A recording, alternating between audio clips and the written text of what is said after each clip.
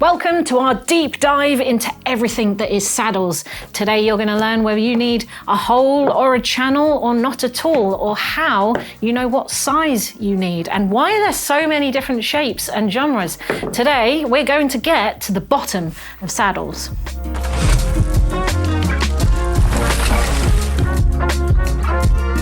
So why do they all kind of look the same? Well, they do a bit, they've got this sort of Y shape typically. And the reason being is that you need a wide bit at the top to bear the sit bones, which is the bony part of your pelvis, and that needs to bear most of the weight from your body when you're sat down.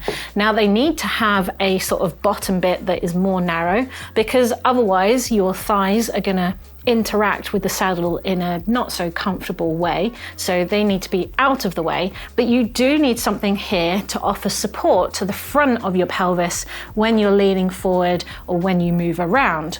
Now some saddles will have different variations like channels or holes, and some will not, and there's some other features that set them apart and make them more specific to your riding genre or to your preference.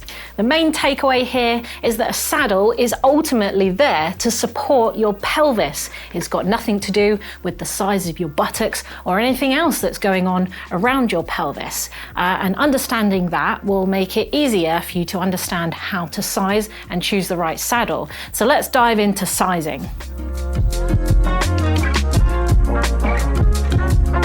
So as I mentioned, we need to support the pelvis adequately. Now, if you get something that is too narrow, for example, and your sit bones go to either side of the saddle, they can slip and rock as you reach for the pedals.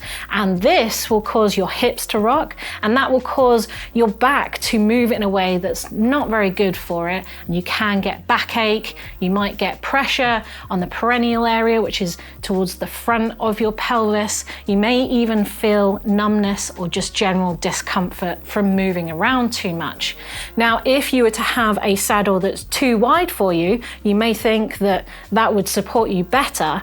But generally, if your thighs are starting to interact with the saddle, you may actually move forward on the saddle and end up on this narrow part. And then you're in the same situation of not being supported properly because that part will be too narrow for your sit bones. So let's talk about how we know what size we need. Now, the ideal situation is to get yourself into a bike shop that has a specific measuring tool. Sometimes they might be a gel pad that you sit on, and it effectively tells you how far apart your pelvis sit bones are. But we can kind of do this at home. So what you'll need is something that has a little bit of sponginess. I'm using a microfiber cloth here. You can use bubble wrap as well. That's a good one. And you want to place it on a firm surface or a firm chair. And then what we're going to do is lay over some kitchen towel or blue roll onto the top. Now this needs to be wetted down, ideally just gently with perhaps a spray bottle, so that you spray water over the top. It shouldn't be soaking wet.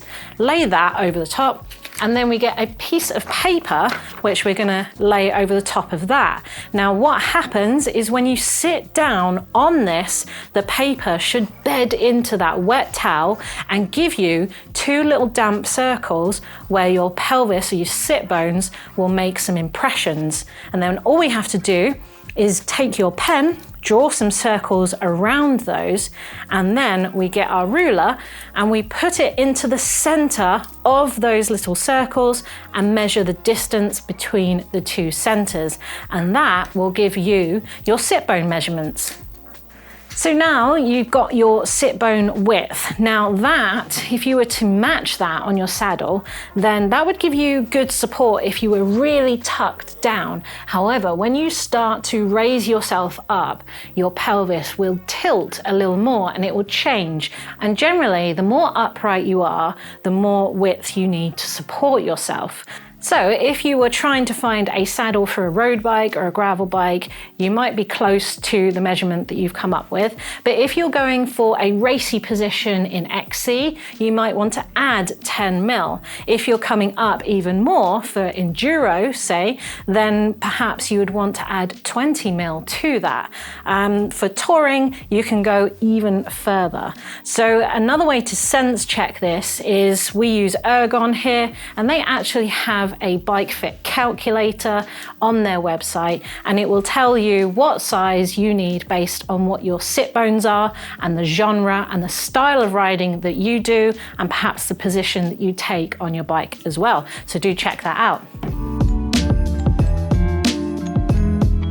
So now that we know what size we want, and we might know actually what position we're going to be on the bike, and therefore accommodate that with a saddle that fits us correctly, but we'll still be met with a lot of different models. So why are there so many genres out there? Well, they do need to be specific for the type of riding that you are doing. And even under the big umbrella of mountain biking, there are still some disparities and differences in the little genres underneath. So for example, a mountain bike saddle tends to have more padding than, say, a road saddle, because we need a bit more vibration damping. We also need to not be bounced out of our seats when we're riding over technical terrain. When it comes to e-biking, for example, they also need that too, but you often find that you have this shelf at the back here, which acts as a stopper when you're doing technical climbs. It keeps you on your saddle, putting all the weight on the back wheel to keep traction when you're riding fast up technical terrain. Even with downhill, which doesn't require much sitting at all, needs some finessing in the saddle. So for example, it's very minimal here because there's not much sitting down in downhill, but it does need to be quite robust. It needs to be low profile to keep out of the way and not contact a rider when they're descending. And often you get padding on the nose or the sides of the nose, which helps with steering and control with some people who like to grasp the saddle on descents. Looking over to cross country, we tend to see that this prioritizes performance and lightweight. So you often see carbon rails and minimal construction around the top of the saddle to keep things lightweight, because that's of a priority. Whereas, for example, in enduro and trail saddles, they might not be more concerned with lightweight. They might be more concerned with robust, durable performance. So there might be features that make it a little bit more durable. They might be stronger. You might find titanium or steel rails so that they can take impacts or anything along the way that an XC rider might not have. So that's a little overview of why you might want to dive into a specific genre if you do a specific type of riding. Now, once you've picked out your size and maybe you know your genre already and even the model that you want, you might come across a few more variations, and that will be range. So for example, in Ergon, we have a Sport, a Comp and a Pro, and this will affect the price and give you certain benefits as you progress. So a Sport, for example, will be standard material, standard foam and steel rails, whereas the Comp will also have steel rails, but they will upgrade to orthopedic foam for more comfort. You might get some durability features as well, like we have in the back here. And then when you progress to Pro, or the top spec of whatever model you're looking at, you can have more advanced features. So this has Orthocell, which is even more advanced foam for comfort and damping reasons, and then you'll have rails that tend to be of a higher quality, so often it will be carbon or titanium here, and the combination in this range makes it 70 grams lighter and gives you some performance benefits, but it will affect the price along the way. So I will say pick the right model and the right size for you, and then pick the range that is suited to your budget. There's often 3 materials that you get in your saddle rails, and that will be steel, titanium, and carbon. So steel is the most affordable of materials. It is very strong as well, but it can be the heaviest. Whereas titanium has a good amount of flex. It is as strong as steel, but it will be slightly lighter and definitely more expensive. Carbon can be designed to either have some flex and some vibration damping, or it can be designed to be stiff and more performance oriented. Either way, this usually is the most expensive rail material in the range. So let's talk about men's and women's saddles.